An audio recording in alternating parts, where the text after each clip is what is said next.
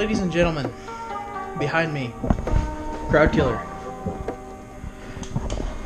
In front of me, a giant mess. This is all... We're gonna ignore that. So, it's been a while, and I could go over all the stuff that's happened in the last couple weeks, months, since I last posted, because it's been August. I don't want to talk about that. We don't want to talk about any of that. I will post some videos of some autocross and stuff that we've done.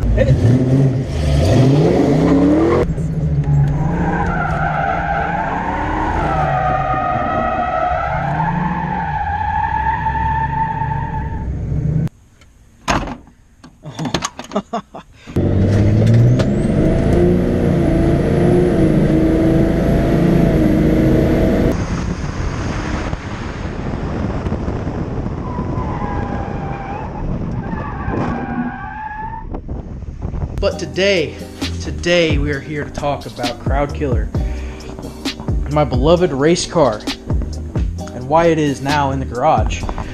Because it's December, and that means we're out of the racing season. So, what do you do when you're not in the racing season? You work on the race car.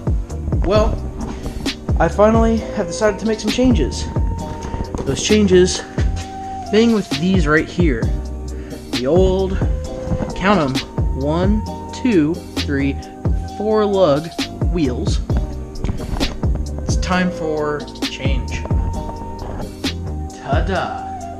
So in this box is my new wheels. Well, one of them at least. And I'm super stoked for these. They are Carbine Sprints. Picked these up with a killer deal on them. I mean, just absolutely killer deal. We're not going to talk about that. These are actually sold out now, so I'm glad I got them when I did. They are bronze. They are you can see multi-bolt pattern, but they will fit a 5-lug.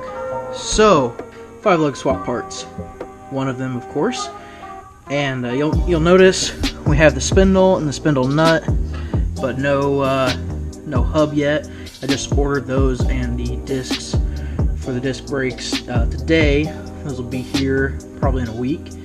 And yeah, the goal tonight is to get the old wheel off, compare it with the new wheel, and see if I can kind of get it set up roughly how things are going to sit.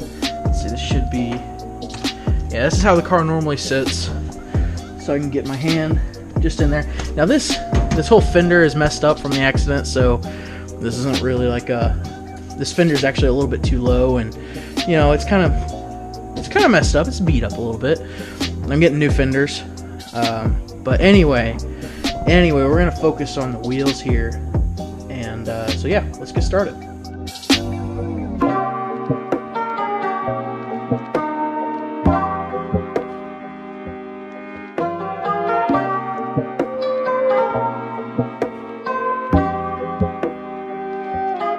Alright, let's go ahead and go over the specs of the new wheels that I got, because I didn't mention that a minute ago. But right now it's perfect because we've got a bit of a visual representation. So, we've got the new wheel here, obviously. And this dude is 18 inches, top to bottom, and 10.5 inches wide. So, the old wheel is 16, top to bottom, and I measured it, and I'm pretty sure it's an 8-inch wide wheel. And this tire, as you can see, isn't even as wide as this wheel, let alone the contact patch. You can see kind of where it's basically getting most of its grip from here to here. Let's grab our handy dandy measuring tool. Something around 7.5 inches roughly. That's about how much grip we have there. Overall tire width is 9.5 inches. So I'm going to have to step up my tire game a little bit. I do have some tires in mind. Haven't ordered anything just yet. I wanted to get these on the car first, and unfortunately I can't really... Wow, I'm doing some bad camera work today. Unfortunately I can't really get the tires on just yet because I don't have the full setup here. But what I'm going to do, I'm going to get a jack stand under this, or under the A-arm there, and I'm going to basically swap out that spindle with this spindle. I'll tie the brakes off to the side because I'll have to get new calipers and stuff to match the, I bought some SN95 stuff. So anyway, I'm going to get back to work on that.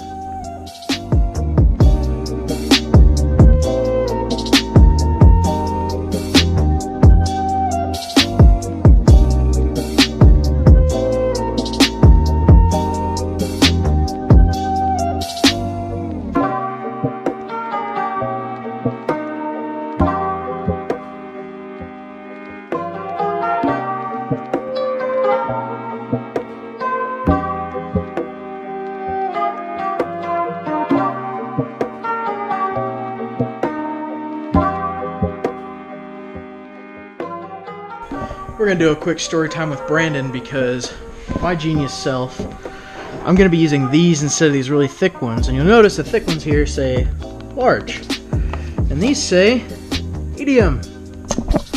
My hands don't really fit very well in the mediums, so when my hands are sweaty, and they're just kind of damp at the moment from that. You can see I'm probably a tad bit sweaty.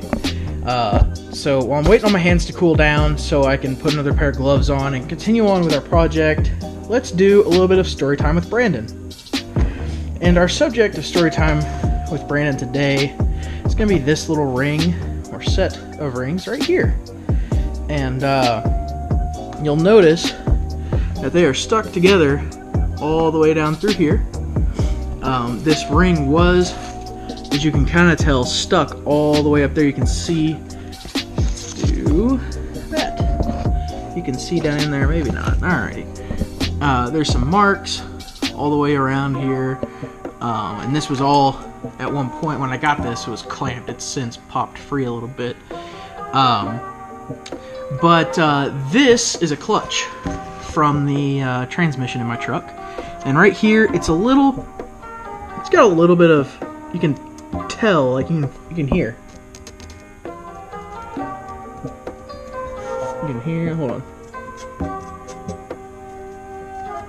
So this is a little bit smooth, this is a little bit rough because this is friction material.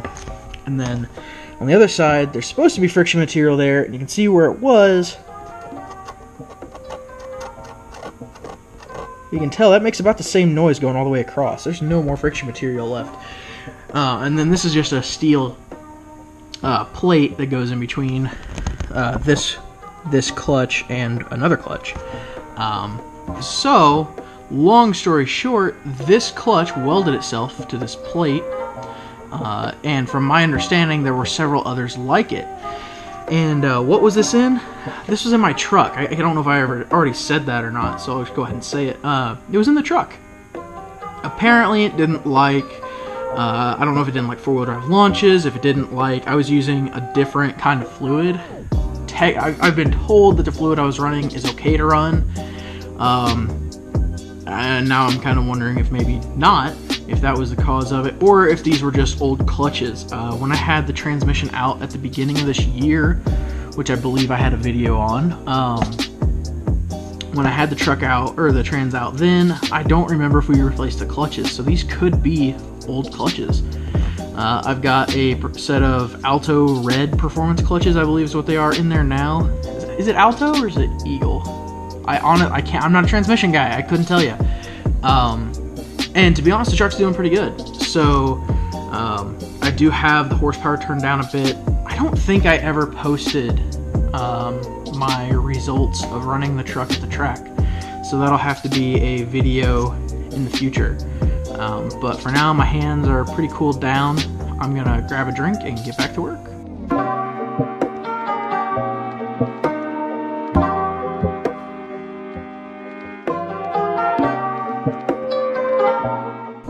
Okay, so I took a rag and stuffed it on that, and took the center cap out of here. Took the center cap out of there. So that's, wow. You know, I may not. Anyway, I may not need spacers. I don't know. We'll have to see when I actually get a wheel hub, which hopefully I'll have one this week. As you can see, that is touching the shock back there, but it's also not even close to properly mounted. But man, that looks good. I am super stoked for these wheels. I think these are a good choice. I really wanted that 5-spoke look, and I think these are gonna look pretty good. You know, I'll get the rest of those parts later this week. No, it's gonna be, man, it's gonna be a week and a half. It's gonna be a week and a half before I get those wheel hubs, most likely. So that sucks, but you know, I still got some stuff I need to do. You might have seen it in the time lapse. There's some shims and stuff that I need to get right in order for this to work. So I can work on getting that crap sorted out, and I got some work to do. I don't know what I'm gonna do about the rear right now. I'm planning on doing a swap to what's the word I'm looking for? Well, 5-lug swap in the rear using Ranger 83 to 92 Ranger axles. That's what I'm planning on using for the rear. So I'm going to keep drum brakes. I'm going to get a proportioning valve from Maximum Motorsports, most likely, and put that up front. Anyway, get a proportioning valve, put that in so that I can get the brakes dialed in properly, because I was having some issues. Actually, cut to the footage of my spin out at the last autocross event of the year.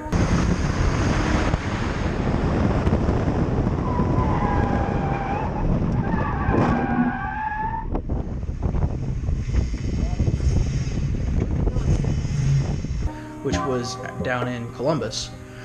You know, everything was going pretty good. These tires suck. Obviously, I mean, they're just some Uniroyal Tiger Paw. Yeah, they're great. They're real grippy. So, anyway, no real excuse, but I came around one of the that track was mostly slaloms or something going in and out. There wasn't a whole lot of I don't know the best way to describe it. I'm not a track expert. Anyway, it was a lot of slaloms, and I came through one of them really hot, and when I tapped the brakes, the back end locked up. Or locked up more so than it should have. It should have been more braking from the front than it was in the rear, and the back end just passed the car. So, it was a good spin out. It was a good time. And anyway, I think that's about it for this. I got a good amount of editing to do here, get everything all ready up. But I am stoked. If that sits about like that, I mean, I'm planning on getting fender flares and cutting this out anyway. But I'm real stoked for this. Once I get new parts in, I'll be making a video to finish up the front end. What I'll probably do is finish the front, leave the rear for right now. I'm going to try to get all 4 tires here in the next month, and I'll basically take it out, drive it on the front, and we'll have a good send-off for the rear tires, and have a little fun with that, or test them out. But I still got some work to do in the interior. There is, I'm not going to open this door because it'll shut right when it's lifted, but there is a bar that runs underneath that seat, and it's like a channel that's lifted about about 1.5 inches, 2 inches. And so the seat, I don't like the position of it, so I'm going to cut that bar out, remount the seat the way that I like it and where I'm comfortable in the car, so that I can be comfortable next year. I've got a racing steering wheel, I just need the adapter, so I'm going to pick the adapter up. And to be honest, most importantly, I need a heater core in this car. The heater core went out on me sometime over the summer. Thankfully it was over the summer, and I didn't really need the heater core, but it's made things really interesting when I can't defrost anything because there's no heat cycling through the car. So do that. I may be doing some interior modifications. We'll have to see. There's a lot of stuff potentially going on with this car.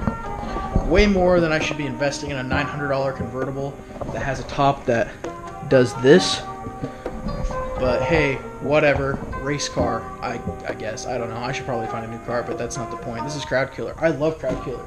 Crowd Killer's been reliable to me, and we're going to see if we can keep that reliability strong. So, anyway, thanks for watching, guys, and we will see you soon.